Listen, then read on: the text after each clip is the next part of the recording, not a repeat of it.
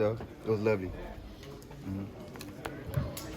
Lenny, how would you characterize your 3 years here? It was.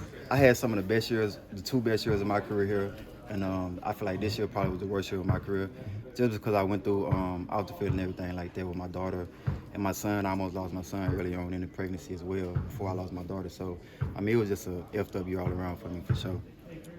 With everything going on the field, and then that going on off the field, but then you still show up, how hard is it to actually show up the way you've shown up? It took everything physically, mentally, emotionally, spiritually.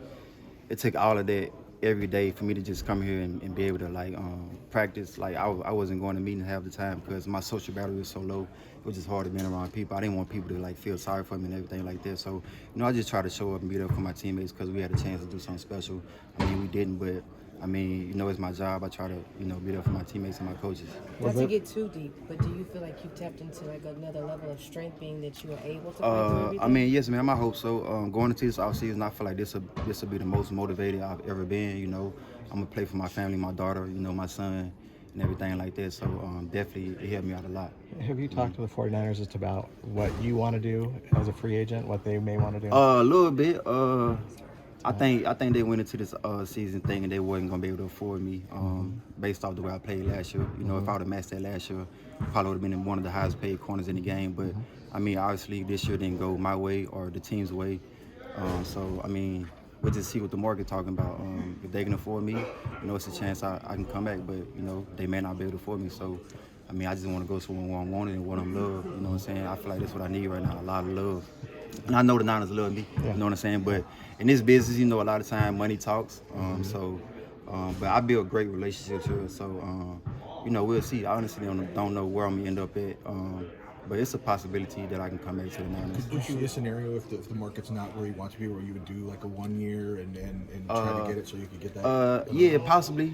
Yeah, possibly. I got a lot of trauma in California, you know what I'm saying? I had a lot of great times, but, the worst thing that's ever happened to me, that's probably gonna ever happen to me, knock on wood, happened in California. You know what I'm saying? So it can just bring up bad memories. You know what I'm saying? Like every time I get on a plane and come back to California, Santa Clara, San Jose, and show up here, it just bring up bad memories. You know what I'm saying? I go through that every day. You know what I'm saying? I go home every night by myself because my girl, she don't want to come back to California because of what happened. You know what I'm saying? So it's hard being alone, and she's my strength right now. I need her, and so. Her not being able to be around me if I'm in California, it'll be tough. But, like I said, stuff can change. I can get stronger and probably get over that. You know what I mean? So, I mean, we'll see. Would you rather be in Dallas, Texas, someplace where you're real close to? I wouldn't just, I mean, honestly, yeah, I would love to be home around close to my family. Being in the South, that would be amazing.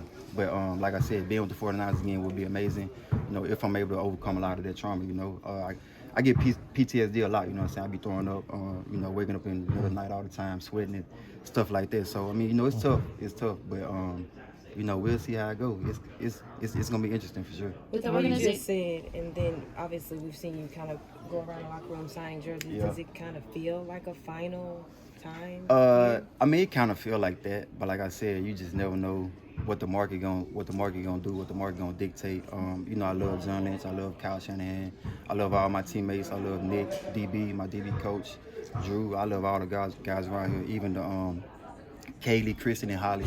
All of them. I love some of y'all cool too.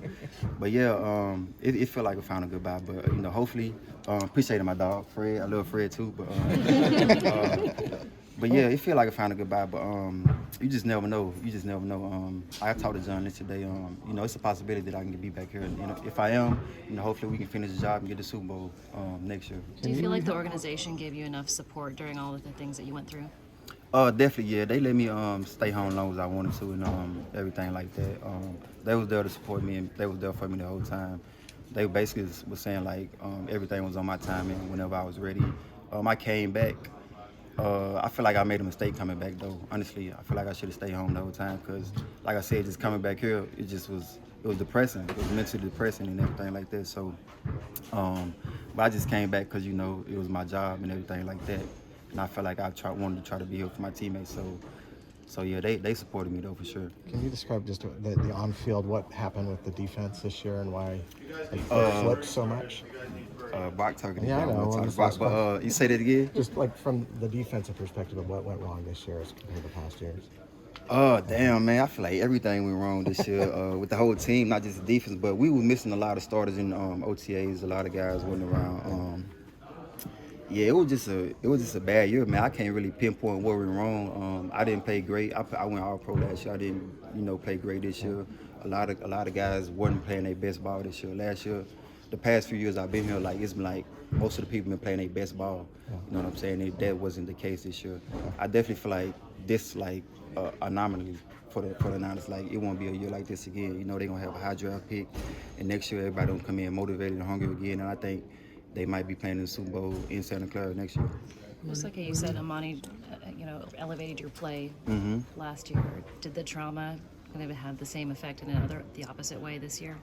Yeah, it's like so she was like my biggest inspiration, my biggest motivator. So when I lost her, it's like the person that I was playing for was the person I was grieving over. You know what I mean? So it's like I didn't have a purpose anymore. You know, I wasn't really motivated anymore to like go out there and play hard anymore because I was grieving over her. Like I love my baby more than anybody in the world. You know what I'm saying? Like we just built a great relationship. Like it was hard at first because I wasn't around at first, like the first couple months of her life. And then when the season ended last year, I got home. She was like, "Who the F is this guy?" You know what I'm saying? Like she was crying when I tried to touch her and everything like that. But when we built that relationship, that's when I started playing like the best ball. I was the happiest and everything like that. So it's just like when I lost her, I didn't really have no motivation to succeed or any desire to do anything. You know what I'm saying? I just wanted to be around.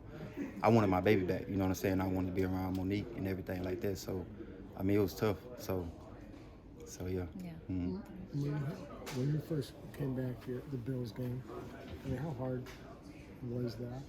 I mean, or was it? Yeah, I mean, it was hard. Like even like getting dressed that morning, not that morning, that afternoon, evening for that Bills game, I was just burst out in tears, just crying. Like, I couldn't even control it. Like on the way to the game, I was crying. Walking into the stadium, I was crying and everything like that. So I mean, it was tough. Yeah, it was tough, man. The hardest thing I ever had to do for sure. Have you talked to Trent at all about what he went through? Or him or he talked to me when I first got back, but I said something to him, but I just haven't really. I don't really like to talk about that type of stuff right now. You know what I'm saying? That's why I didn't read a lot of the notes that were sent to me because it's just hard. It's still like you reliving it when you talk about it. You know what I'm saying? So I'm just trying to like let time kind of trying to heal me. I know I'll never be fully healed because that was my first true love. Amani was so.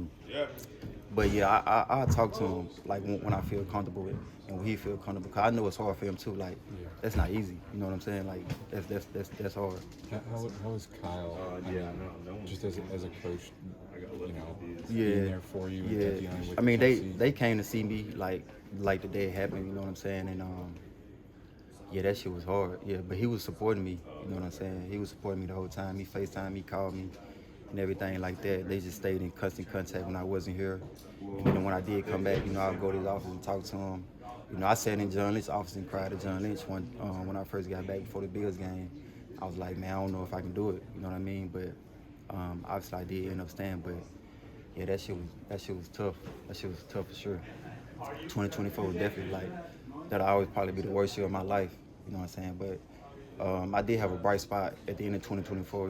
My little brother was born and everything like that. So, I got a new purpose, a newfound purpose now and everything like that. So, hopefully 2025 will be way better. Like I said, I'm going to this off season more motivated than I ever been.